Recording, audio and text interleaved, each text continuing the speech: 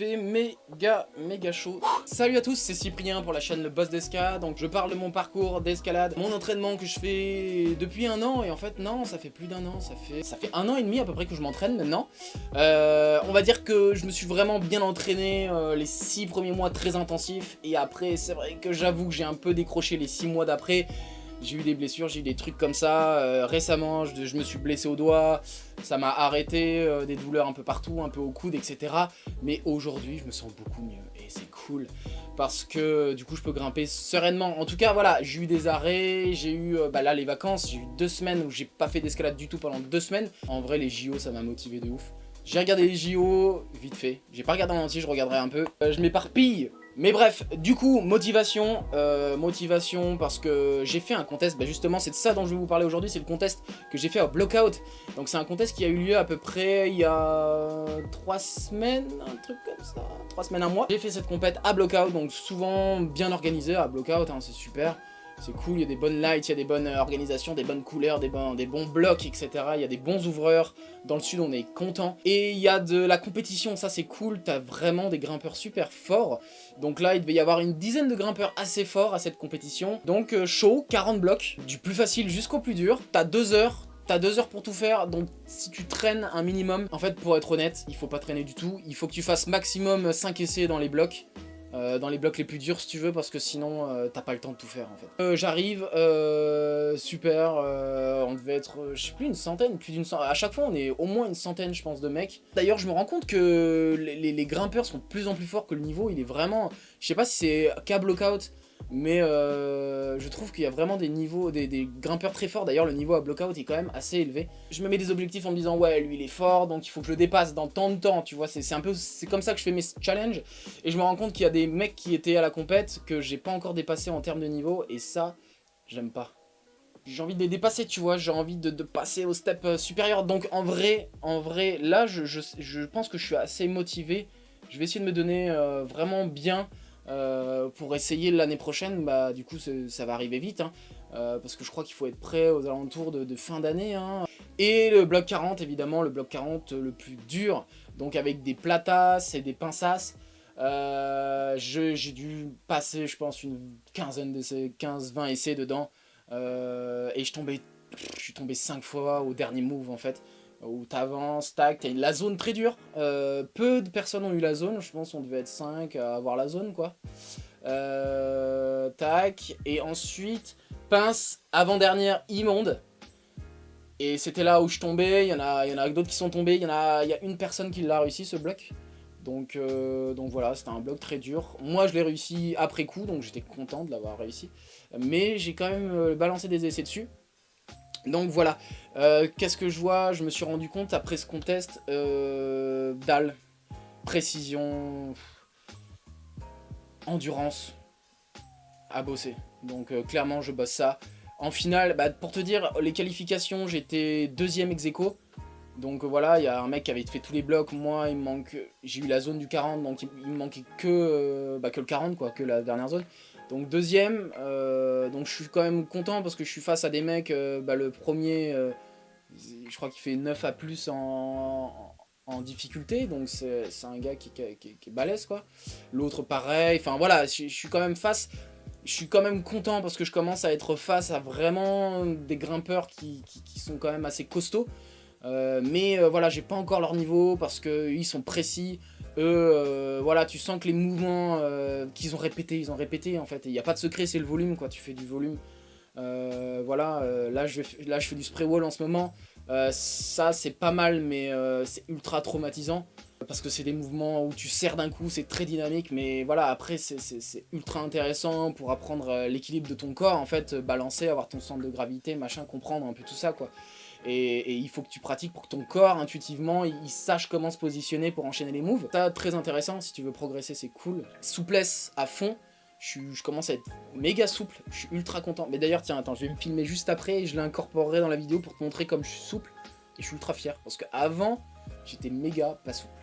Alors, avant, typiquement, j'étais là, quand j'ai commencé, je me rappelle. Maintenant, je peux presque mettre les mains à plat et je touche ma tête avec mes genoux. Bon après, Normalement je peux mettre mes mains à plat, mais là je suis pas du tout échauffé quoi. Donc quand je suis échauffé, je peux mettre les mains à plat et je touche la tête assez loin. Donc voilà, par exemple pour les pieds, et ben avant quand j'ai commencé j'étais là. Genre là c'était vraiment le maximum. Alors que maintenant je peux vraiment mettre la tête sur le genou, mettre les deux mains. Et même mettre la tête encore plus proche. Du coup je suis content de ça, je progresse, je voulais m'acheter une machine là où tu mets tes cuisses comme ça là et tu tournes la manivelle et ça t'écarte. Et je pense que, parce que le grand écart pour moi c'est tellement horrible à faire, que je pense que j'ai envie d'acheter cette machine parce que je préfère faire la machine comme ça et attendre, tu vois, être sur mon téléphone en train de jouer aux échecs, tu vois, le temps que je sois comme ça, que rester allongé, machin, enfin, bref, je crois que ça va vraiment m'aider parce que le grand écart, il faut que je l'ai, mais tout le reste, je suis assez souple en fait pour tout le reste. J'avais un niveau, mon niveau max, si tu veux, comme je le disais dans mes anciennes vidéos, c'est que j'arrivais à tenir quasiment sur la 10 mm, 12 mm à une main, en règle.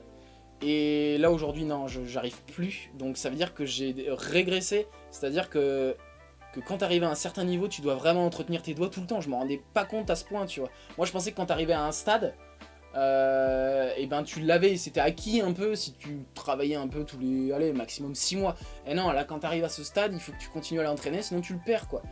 Donc il faut que je récupère ça, il faut que je récupère ma force des doigts, et voilà, je commence, en fait je me suis rendu compte que la souplesse aidait vachement dans le placement. Et en fait, bah ouais, plus t'es rigide, ça paraît logique pour certains, mais plus t'es rigide, plus t'as du mal à envoyer ton pied loin, à machin, à te positionner, à tourner le bassin, donc souplesse du bassin, c'est un truc de ouf quoi. Je fais les finales, comme d'habitude, je vous spoil pas, mais... Donc 3 blocs de finale, évidemment, des blocs très durs, pour te dire que les blocs de finale c'était des B14. C'est le niveau maximal à block-out, B14, donc en gros si tu veux, c'est des blocs finales, c'est l'équivalent de 7C 8A quoi. Donc des blocs très durs. Donc le premier c'est une dalle bleue, et bam, j'arrive à la zone assez facilement, je crois du premier essai j'ai la zone, et là il y a un changement de pied sur une toute petite, très délicat, mais j'y arrive. Ouais, j'ai pas de vidéo de ça. Et ensuite, il faut que tu envoies ton pied super loin et te laisser tomber. Et en fait, bah voilà, je me suis laissé tomber, mais avec la jambe dans l'autre sens en fait. Ce qui fait que j'ai perdu l'équilibre. À chaque fois, je perdais l'équilibre alors qu'il fallait ouverture bassin, tu vois, en fait. Atterrir comme ça pour tenir en équilibre. Je l'ai compris qu'après, voilà, j'ai fait ce bloc après la compétition, je l'ai réussi. Et voilà, et en fait ça je crois que j'ai pas encore l'intelligence de la lecture, et ça il faut que je travaille la lecture parce que à un essai près, tu vois, tu peux perdre quoi. Et voilà, c'est la compète, faut être précis. Donc ça je le loupe, donc je le réussis pas, je fais la première zone je crois. Ensuite deuxième bloc, un bloc dynamique, bam, tu vas chercher une inver, tu croises redynamique. Et tu vas chercher une dernière redynamique, et là je chope le premier move, je chope la première zone, et là pour envoyer, bah, je glisse plusieurs fois, enfin j'arrive pas à avancer. Pareil, j'ai refait ce bloc, je l'ai réussi, mais c'est pas un bloc, celui-là était, on va dire que c'était le plus abordable, mais voilà, il faut être dynamique, il faut, et je voyais les mecs qui étaient forts, qui avaient l'habitude de ça, il y en a qui l'ont presque flashé quoi, enfin ils ont fait 2-3 essais pour le faire. Donc je me suis dit, ouais, bah il y a du boulot quoi. Et le troisième bloc, dans un dévers, avec placement, contre-pointe, machin, etc. Où tu devais chercher une espèce de prise très très plate à un moment. Et tout le monde est tombé là, à part un mec qui a réussi, enfin il a pas réussi le bloc en entier, mais il a réussi à tenir cette prise. Et voilà. Mais pareil, moi je suis tombé à ce move d'épaule. Et parce que je m'y prenais mal. J'ai réessayé le bloc après, bon ben... Voilà, j'ai réussi à la tenir. Mais j'ai pas réussi le dernier move, et d'ailleurs c'est le seul bloc que j'ai pas réussi. Très très très dur. Du coup, bah toi, grimpeur qui vient me poser des questions, en général ce que tu me poses c'est bah, comment progresser, parce que j'arrive toujours à ce plateau.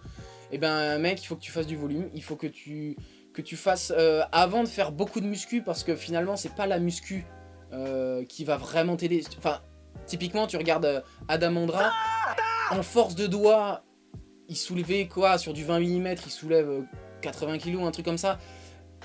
Il fait des tractions à un bras, mais limite, tu vois ce que je veux dire? En fait, ce que je veux dire, c'est que si tu le fais faire des exercices indépendamment, tu dis, ce mec, il a pas une condition extrême. Évidemment, il est fort, tu vois ce que je veux dire? Mais il n'est pas extrême, il y a des gens ultra forts. Mais ce que je veux dire, c'est que ce mec, il arrive à participer au championnat du monde et à être dans les meilleurs bloqueurs au monde. Et tu te dis, pourtant il a pas une force de ouf. Alors qu'est-ce que c'est? Tu vois ce que je veux dire? Et ben moi je crois que c'est vraiment sur la précision. Je crois que c'est vraiment... Il a fait du volume toute sa vie ce mec. Il a serré des petites réglettes, il a machin, il a truc, il a des méga talons, des méga contrepointes. Il a des méga pinces aussi. Enfin bref, tu vois, il est... Bah, évidemment qu'il est fort puisque c'est Adam Ondra. Mais ce que je veux dire, si tu relativises un peu, tu te dis... Il n'y a pas besoin de savoir faire 10 tractions à un bras pour faire partie des top machin. Non, il faut que ton corps, il comprenne en fait la logique du bloc. La logique, et voilà. Et moi, enfin, tu vois, je te dirais pas que c'est une vérité absolue ce que je te dis. Mais je pense qu'avec l'expérience, c'est ça que j'ai compris.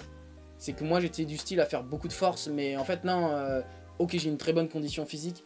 Mais à côté de ça, je me fais éclater des fois par des petits gars secs, tu vois, qui n'ont pas la même puissance, mais voilà, qui sont beaucoup plus précis, beaucoup plus machin. Travaille ça, travaille ton positionnement, voilà, c'est ça, ta souplesse, ta mobilité, ça je pense que c'est vraiment un facteur énorme et je me rends compte aujourd'hui.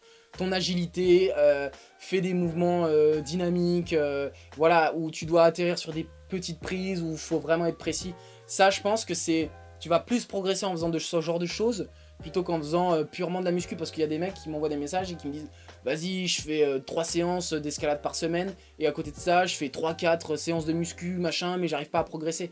Et ben ouais, parce que déjà si tu prends trop de muscles et trop de masse, et ben tu vas être lourd à porter, et puis quand t'as des muscles en fait, quand t'as trop de muscles, les muscles se raccourcissent et t'as moins d'explosivité, donc tu fais des mouvements beaucoup plus crispés quoi, beaucoup plus tendus. Donc l'idée c'est vraiment d'assouplir tout ça, d'alléger. D'ailleurs tu regardes au championnat de France, de n'importe quoi, les mecs qui sont vachement secs et vachement aériens.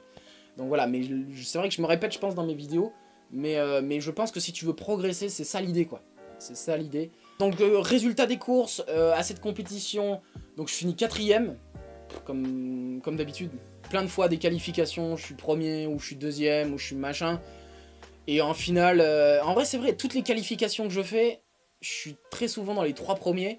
Et les finales, je suis en général dans les derniers quasiment. Bon après il y a des finales où j'ai été, voilà, j'ai fait des bons trucs. Mais ce que je veux dire c'est que c'est quoi les finales? Les finales c'est des blocs où tu dois être précis, où tu dois faire le moins d'essais possible. Donc voilà, n'hésitez pas à commenter, même à parler de votre expérience, de comment toi t'es progressé. Je sais pas, même des compétiteurs là.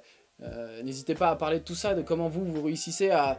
Après voilà, faut être vraiment focus mentalement. Moi j'ai tendance depuis toujours aussi à... Ah c'est la finale, ah machin, et c'est le truc de je suis pas à la hauteur. Ah je vais pas être à la hauteur parce que regarde lui, et moi je suis quoi, et trucs. Tu sais ces trucs psychologiques là. Donc ça c'est vraiment du mindset à avoir, changer son mindset pour pouvoir se dire bah attends, moi je peux être à la hauteur.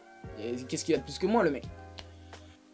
Et ouais, mais après je t'avoue c'est dur, quand t'es seul c'est dur. Quand t'es seul c'est dur, mais il faut tenir. De toute façon c'est ce que disent tous les mecs. Si tu veux réussir, il faut que tu tiennes, il faut que tu tiennes, il faut que tu tiennes, il faut que tu t'installes une routine. Très important les routines, parce que ce sont des habitudes que tu prends et que tu peux enchaîner facilement et que tu peux reproduire. Donc parfois réfléchis pas trop et lance-toi dans un truc et tiens-toi à cette routine. Moi c'est ce que je dirais, parce que c'est comme ça que ça a marché au début. Et j'ai vu ma progression qui a fait chut, et après là j'arrive à un plateau, ça fait presque 6 mois. Mais voilà, quand t'arrives à un plateau, pose-toi les bonnes questions. C'est-à-dire des fois on est coincé dans un système de pensée avec ah c'est en faisant de la force que je vais progresser, ou c'est machin, tu vois, avec des trucs préconçus. Mais des fois c'est attends, qu'est-ce que j'ai fait à cette compète, qu'est-ce que les gens me disent, qu'est-ce que machin, qu'est-ce que truc. Et en prenant ce recul tu t'analyses et tu fais et ouais mec, c'est ça ta faiblesse. Et ouais, c'est dur à accepter, mais des fois bah c'est ça, donc tu dois travailler ça, c'est tout. Tu ravales ta fierté, tu ravales ton truc en disant bon bah machin, et c'est ça qu'il faut travailler, c'est tout. Et parfois c'est très important parce qu'il y a beaucoup de gens qui... Bah on est tous pareils à répéter des mécanismes et à répéter la même chose en disant pourquoi ça fonctionne pas? Ouais mais mec, tu répètes toujours la même chose en fait. Tu fais toujours les mêmes exos, tu fais toujours le même truc, donc évidemment que tu stagnes. Et ce qui fait qu'un mec va progresser, va devenir champion, va devenir meilleur, c'est qu'il sera capable de des fois ravaler son ego, ravaler son truc et oser se remettre en question et se dire bah attends, peut-être que maintenant ce que je fais c'est un peu obsolète. Et on va essayer autre chose, et on va passer par d'autres chemins. Et c'est ça qui fait progresser en général. Donc voilà, sur ce, méga chaud. Et bonne journée, bonnes vacances, peut-être, bonnes vacances. Voilà, moi je continue toujours l'escalade. Je continue toujours les vidéos, mais c'est vrai que j'en fais un peu moins en ce moment, parce que voilà, c'est les vacances, je travaille pas mal, mais j'essaie de vous tenir informés. Les compétitions, je vous tiens informés, les contests aussi. Et voilà, ça marche. Si j'ai des nouveaux exos, je vais essayer de partager, n'hésitez pas à partager aussi. Voilà, ça marche. Allez, ciao à tous, bonnes vacances, bonne grimpe, salut, ciao.